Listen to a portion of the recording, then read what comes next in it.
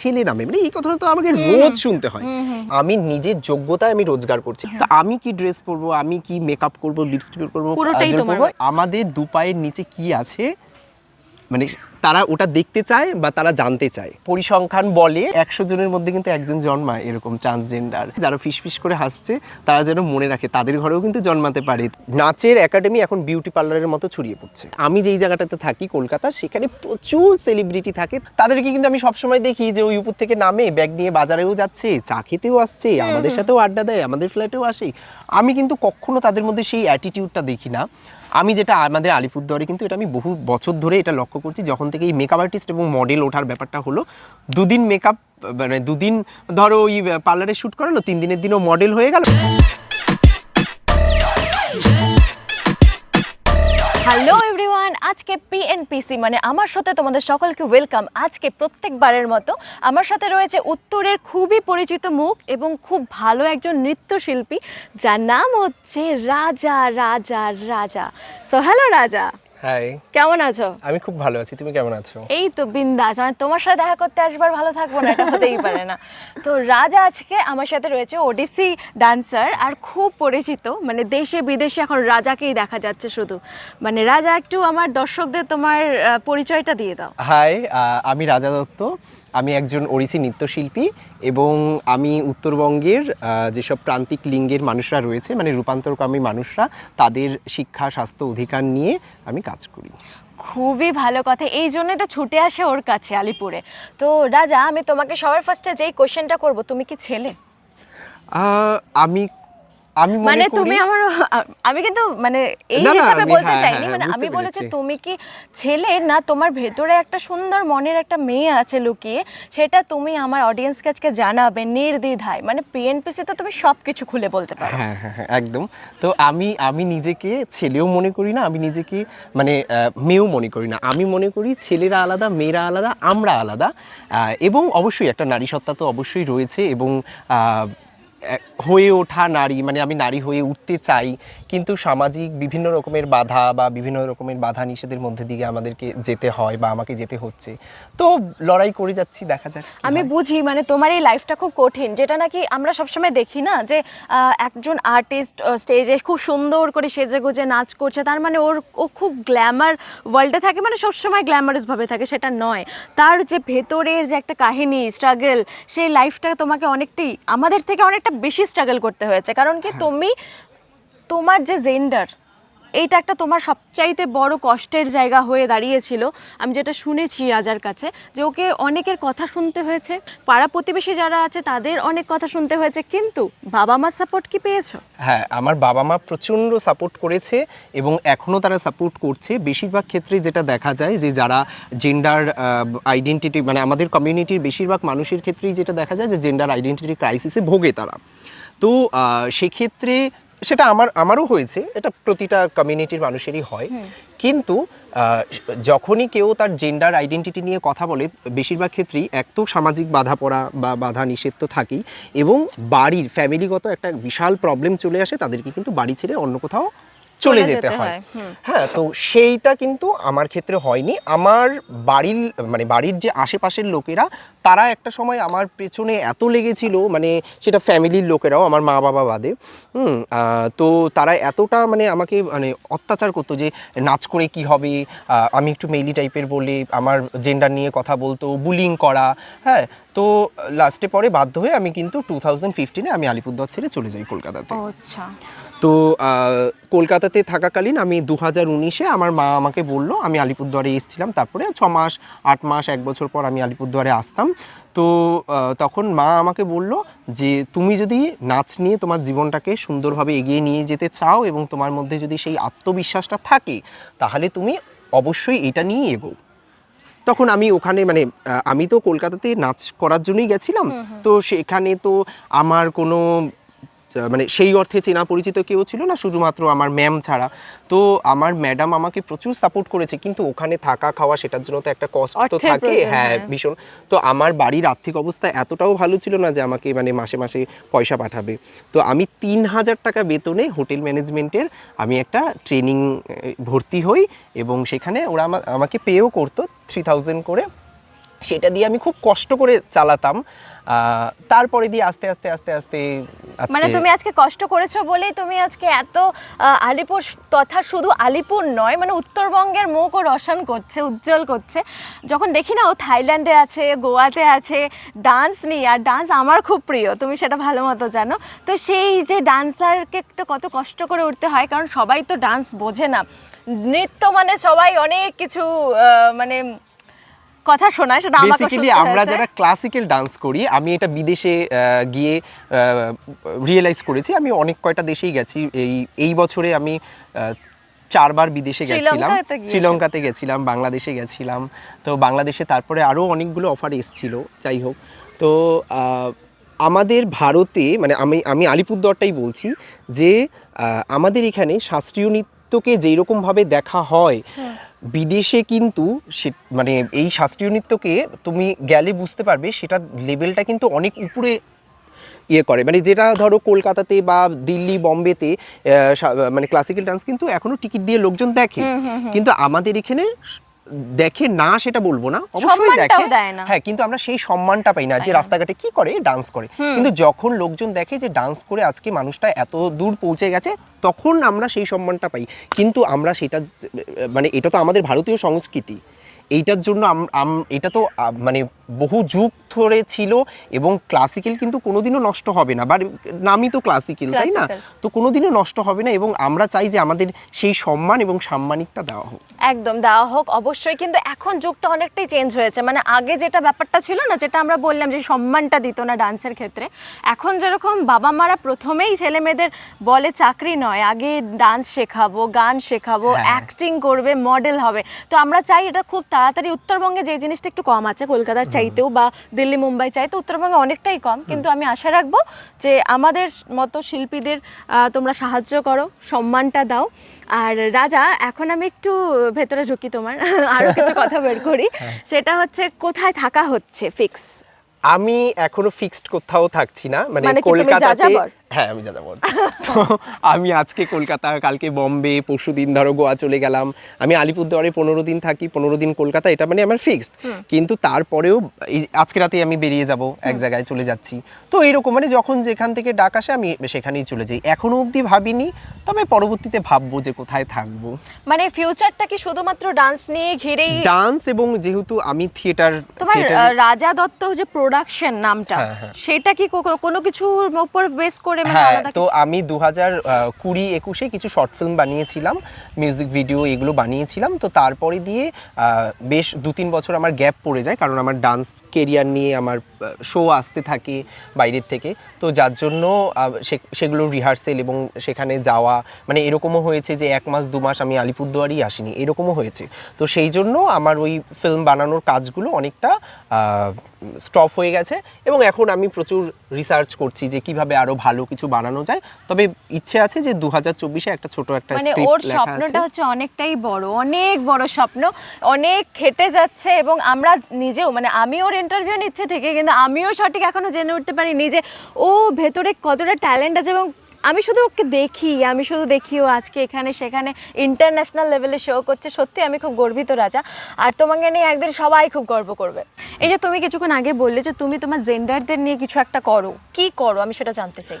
আমি যারা উত্তরবঙ্গের রূপান্তরকামী মানুষেরা আছে তাদের, যেহেতু কলকাতা শহর থেকে বা বিভিন্ন মেট্রো সিটির থেকে এই উত্তরবঙ্গটা অনেকটা দূরে, এবং আমাদের আলিপুরদুয়ার, মানে আমি যদি শিলিগুড়ি ধরি, শিলিগুড়ির থেকেও 4 ঘন্টা লাগছে আলিপুরদুয়ারে।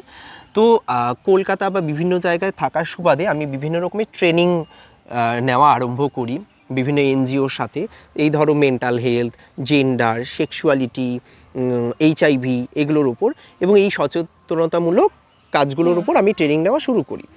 সেই কাজগুলো আমি এখানে এসে এখানকার যারা রূপান্তরকামী মানুষরা আছে বিভিন্ন গ্রামে গঞ্জে, হ্যাঁ, সেখান থেকে আমি ফিল্ড ভিজিট করতে যাই, বিভিন্ন জায়গায় খুঁজে বের করে তাদেরকে ট্রেনিং দেওয়া, এবং তাদেরকে আমাদের জন্য কি কি আইন রয়েছে, আমাদেরকে আমাদের গায়ে কেউ হাত তুললে আমরা সোজা কোথায় যাব, থানাতে যাব না, কি আমাদের ল রয়েছে, সেগুলো নিয়ে যে এরকম বিভিন্ন রকমের সচেতনতামূলক কাজ হয়। এবং বিভিন্ন ইউনিভার্সিটিতে বা বিভিন্ন কলেজে এখানে আলিপুরদুয়ারের আমরা অ্যাডভোকেসি ডায়লগ করি, মানে জেন্ডার এবং এই সচেতনতামূলক করি। তো এটা করতে করতে আমরা বিবেকানন্দ কলেজে আমরা কলেজের প্রিন্সিপালকে আমরা বলেছিলাম যে স্যার আমি এই কলেজে পড়তাম, তো আমি কখনো টয়লেটে যেতাম না, আমি স্কুল মানে কলেজে থাকাকালীন আমি টয়লেটে যেতাম না। কেন যেতাম না? কারণ আমি বুঝতে পারতাম না যে কোনটাতে যাব। ছেলেদেরটাতে গেলে বলতো তুই এটাতে এসছিস কেন, মেয়েটাতে যেতে পারতাম না। আচ্ছা। তো তখন স্যারকে আমি বললাম যে আমি কিন্তু বেশিরভাগ দিনই আমি টয়লেট চাপিয়ে বাড়িতে চলে যেতাম। তখন দিয়ে বললো যে তাহলে আমরা কি করতে পারি? আমি বললাম যে আমি চাই যে কলেজে যেন একটা জেন্ডার নিউট্রাল টয়লেট হয়, জেন্ডার নিউট্রাল, যেখানে যে কেউ যেতে পারবে। তো স্যার কথাটা শুনে খুব ইন্সপায়ার হয় এবং উনি বলে যে আমাদের একটা টয়লেট অলরেডি হচ্ছে, তো সেক্ষেত্রে তাহলে আমরা সেই টয়লেটটাকে আমরা জেন্ডার নিউট্রাল টয়লেট হিসেবেই আমরা করে দিচ্ছি। এবং সেটা কয়েকদিনের মধ্যেই উনি সেটা করে দেন এবং এটা হচ্ছে এই রাজ্যের মধ্যে দ্বিতীয় জেন্ডার নিউট্রাল টয়লেট। তো এটা আমার কাছে একটা বিশাল বড় অ্যাচিভমেন্ট। দারুণ দারুণ, সত্যি শুনতেও খুব ভালো লাগলো। এই যে রাজা, মানে আমি তোমার সাথে হেঁটে হেঁটে আসছিলাম যখন, তখন আমি দেখতে পারলাম আশেপাশে অনেক লোকজন বসেছিল, এই মহিলারা, কিছু পুরুষ। তো তোমাকে দেখে কেউ হাসছিল, যেটা আমি লক্ষ্য করলাম, কেউ হাসছিল, কেউ আবার কাউকে কানে কানে কিছু ফিসফিস করছিল, কেউ আবার তোমার দিকে আঙ্গুল তুলে মানে দেখাচ্ছিল। সেটার জন্য যে তোমাকে এই ধরনের প্রত্যেকটা দিন সাফার হতে হয়, তাদের জন্য তুমি কিছু বলতে চাও? মানে তাদের গালি দিতে চাও, না তার প্রতি তোমার রাগ হয়, না একটা দয়া হয়? শোনো, কিছু কিছু মানুষের তো এরকম প্রচুর প্রশ্ন আছে যেটার উত্তর আমি মানে চাইলেও মানে দিলেও তারা বুঝতে পারবে না। মোস্ট অফ দ্য পিপল তারা ভাবে যে আমাদের দু পায়ের নিচে কি আছে, মানে তারা ওটা দেখতে চায় বা তারা জানতে চায়। সেটা কিন্তু তাদের একটা বিশাল বড় কিউরিসিটি রয়েছে যে আমরা রাস্তা দিয়ে হেঁটে যাচ্ছি, ছেলে নামে, মানে এই কথাটা তো আমাকে রোজ শুনতে হয়। এবং এটা শুনতে শুনতে একটা সময় আমার অনেকের সাথে ঝগড়া লেগে যেত, এই কথা। তারপরে দেখে ভাবলাম কি ধুর ব্যাং, এত লোককে কেন প্রশ্নের উত্তর দিব? আমি কি ওনার যদি জানতে ইচ্ছে করে, এখন তো বিভিন্ন রকমের মাধ্যম রয়েছে, গুগল রয়েছে, এই রয়েছে, ওই রয়েছে, সেখানেই তারা জানুক। এবং আমি কিন্তু এটা একটা জিনিস দেখেছি যে যারা বেশি এরকম ধরনের ফিসফিস করে বা এই জিনিসগুলো করে, তাদের ঘরেও কিন্তু হয়, মানে পরিসংখ্যান বলে, যেহেতু আমি রিসার্চের কাজও করি, 100 জনের মধ্যে কিন্তু একজন জন্মায় এরকম ট্রান্সজেন্ডার। সেটা লেসবিয়ান হতে পারে, সেটা গে হতে পারে, সেটা ট্রান্স হতে পারে। তো যারা হাসছে, যারা ফিসফিস করে হাসছে, তারা যেন মনে রাখে তাদের ঘরেও কিন্তু জন্মাতে পারে। তো তখন কিন্তু তাদের কিন্তু এই ঝামেলাগুলো পোহাতে হবে। তো সুতরাং আমি তো কারোর কাছে মানে আমি ভিক্ষে বৃত্তিটাকেও আমি ছোট করছি না, কিন্তু আমি নিজের যোগ্যতায় আমি রোজগার করছি। আমি কিন্তু কাউকে কি বলছি না আমাকে 5 টাকা দাও বা আমাকে 10 টাকা দাও বা যেই ব্যাপারটা হয়, আমি কিন্তু সেটা আমি আমার যোগ্যতায় চলছি, আমি আমার নিজে পয়সা রোজগার করে আমি আমার মতো চলছি। তো আমি কি ড্রেস পরবো, আমি কি মেকআপ করবো, লিপস্টিক করবো, পুরোটাই তোমার ব্যাপার, আপ টু মি। অনেক হলো ভারী ভারী কথা, রাজার থেকে শুনলাম, আরও শোনা বাকি রয়েছে। কিন্তু এখন আসি একটু পার্সোনাল কথাতে, মানে একটু খুনসুটিতে। তো রাজা, বয়ফ্রেন্ড আছে? না, টিল নাও এখনো অবধি নেই। গার্লফ্রেন্ড? না, ওটা তো একদমই নেই।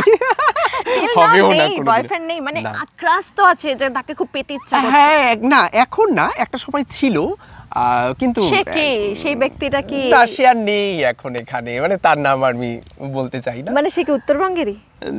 হ্যাঁ। আচ্ছা, মানে কোনোদিনও মানে ফেমাস কোনো পারসন না। আচ্ছা, মানে তোমার কাছে সে ফেমাস? হ্যাঁ, আমার কাছে ফেমাস। আর হচ্ছে আমাকে বলো, মানে আমার একটা গেম রয়েছে, হ্যাঁ, খুব শয়তানি একটা গেম।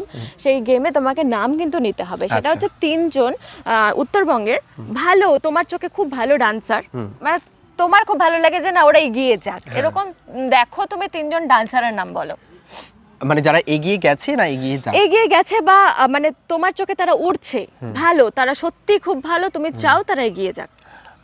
পম্পি পাল। পম্পি পাল, আচ্ছা, কোথাকার? জলপাইগুড়িতে বাড়ি। আচ্ছা। তারপরে রয়েছে হচ্ছে শুভম ঘোষ, আর আরেকজন হচ্ছে তাড়াতাড়ি তাড়াতাড়ি অর্পিতা দাস। না, নিজের নামটাও নিতে পারতে। Thank you so much. আর যারা আমি আছি, আমি করছি। যাদের নাম নিল তাদেরকে আমার তরফ থেকে অনেক শুভেচ্ছা। তোমাকে অনেক অনেক মানে best wishes. Thank you so much.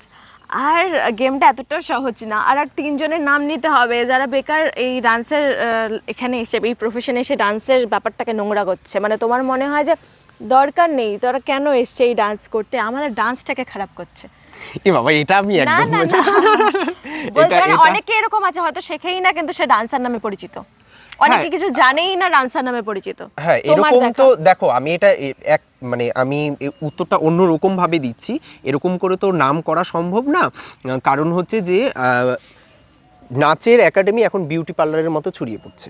এটা সত্যি কথা। আমরা যারা, আমি আজকে হয়তো 20 থেকে 22 বছর ধরে নাচ প্র্যাকটিস করছি এবং আমি এখনো নিজেকে একজন স্টুডেন্ট হিসেবে ভাবি, এবং আমি নিজে কখনো গুরু হতে চাই না। আমি মনে করি যে একদম মৃত্যুর আগের দিন অবধি আমি শিখে যেতে চাই। তো সুতরাং আমি ফেসবুকে রিলস দেখি, এরকম প্রচুর মানুষ। আমি কাকে ছেড়ে কার নাম নিব, যে একদিন নাচ শিখে 2 দিন নাচ শিখে ফেসবুকে ডান্স ভিডিও পোস্ট করছে এবং প্রচণ্ড ভুল ভাল, তাদের মুদ্রা নেই, তাদের এই দেখো যারা ওয়েস্টার্ন জানে তারাও কিন্তু ক্লাসিক্যাল কিছুটা হলেও জানে, যে যারা ধরো করে তুমি যেরকম তুমি কিন্তু ক্লাসিক্যালটাও খুব ভালো জানো, তুমি ওয়েস্টার্নও করো। তো সুতরাং শেখার তো শেষ নেই। আমার মনে হয় তোমরা আগে ভালো করে শেখো, তারপরে তোমরা নাচের ভিডিও পোস্ট করো। নয়তো না কীরকম একটা লাগে যে রিলস ভাইরাল হওয়ার জন্য কয়েকদিন আগেই দেখলাম যে প্যান্ডেলের উপরে উঠে দুর্গা সেজে এরকম এরকম করছে, মানে ওটা দেখে আমি হাসতে হাসতে মরে যাচ্ছিলাম। তো এই জিনিসগুলো করবেন না সত্যি আমার খুব খারাপ লাগে মাঝে মাঝে ডান্সটাকে না একদম সবাই অন্যদিকে নিয়ে চলে যাচ্ছে। আর তুমি বলো যে আলিপুরদুয়ারের যেহেতু তুমি, তাই আমি বলছি আলিপুরদুয়ারে কতটা সাপোর্ট পেয়েছো, মানে তোমার সব দিক থেকে মেন্টালি সাপোর্ট, দেন প্রফেশনালি, মানে কতটা পেয়েছো? আমাকে এখানে প্রচুর মানুষ সাপোর্ট করেছে। এখানে আমাকে ছোটোবেলায় আমি যার কাছে নাচ শিখতাম, মানে যার জন্য আমার নাচের জগতে আসা, বিনোদ মাহাতো, এবং তারপরে কমল সেন। এবং কমল সেনকেই আমি বলেছিলাম যে আমি ওড়িশিটা শিখতে চাই, কার কাছে শিখবো। তো তখন দিয়ে ও আমাকে অমৃতা দাস, আমার গুরু অমৃতা দাস, ওনার নাম আমাকে রেকমেন্ড করে। উনি তখন আসতেন আলিপুরদুয়ারে, তারপর কয়েক বছর পর তিনি আর আসতেন না। তো তখন আমি তো কলকাতাতেই শিফট করে যাই, ওখানে থেকেই আমি শিখতাম। তো কমল সেন, দেবজয়া সরকার, এরা কিন্তু আমাকে ইন্সপায়ার করেছে যে নাচ দিয়ে, আমি দেবজয়াদির থেকে অনেক কিছু শিখেছি জীবনে, যে নাচ দিয়ে নিজের কেরিয়ার কিভাবে করতে হয়। তারপর তো আমার গুরু তো রয়েছে, উনি আমাকে ভীষণ সাপোর্ট করে।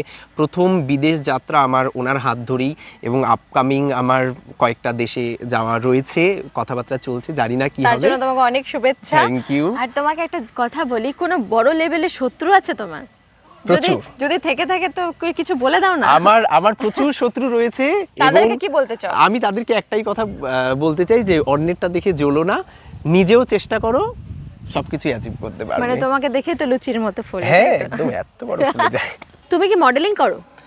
হ্যাঁ, টুকটাক করি। টুকটাক মানে আমি যেহেতু আলিপুরদুয়ারে এখন দাঁড়িয়ে আছি, তাই মনে পড়লো যে আলিপুরদুয়ারের কিন্তু ঘরে ঘরে মডেল, ঘরে ঘরে ফটোগ্রাফার, মানে খুব ভালো ভালো ফটোশুট করে তারা। কয়েকজনকে আমি বলেছিলাম, নাম ধরেই বলছি, আমি রিয়াকে বলেছিলাম, রিয়া শাহকে আমি বললাম যে তুই এখানে এত কাজ করছিস, তোর তো একটা ভালো নাম ডাক আছে, এবার তুই বিভিন্ন ব্র্যান্ডের সাথে কাজ করা শুরু কর, কোলাবোরেশন করে হোক, যেরকম করে হোক, তুই কলকাতাতে চলে আয়, বা আলিপুরদুয়ারেও থেকেও যদি তুই কাজ করতে পারিস।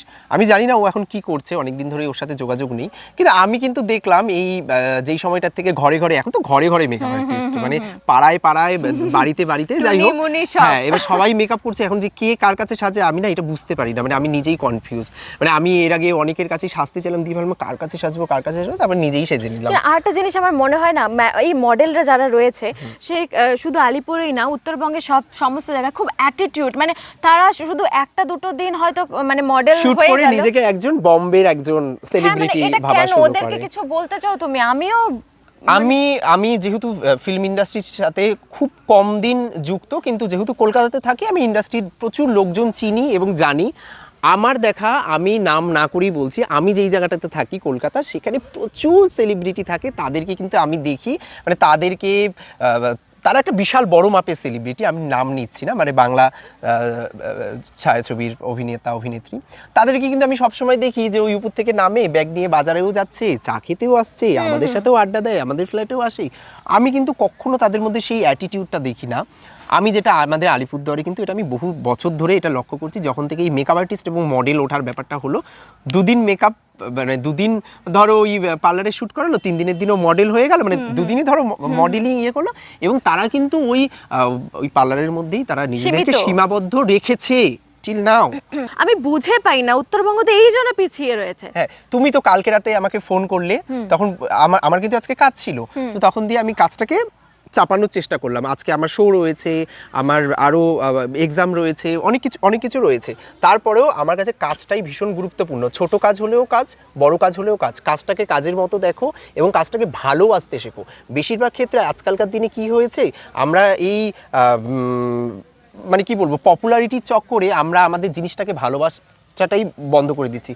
এইটা না, এই মেন্টালিটিটা এদেরকে পরিবর্তন করতে হবে। এই মেন্টালিটিটা নিজেকেই পরিবর্তন করতে হবে।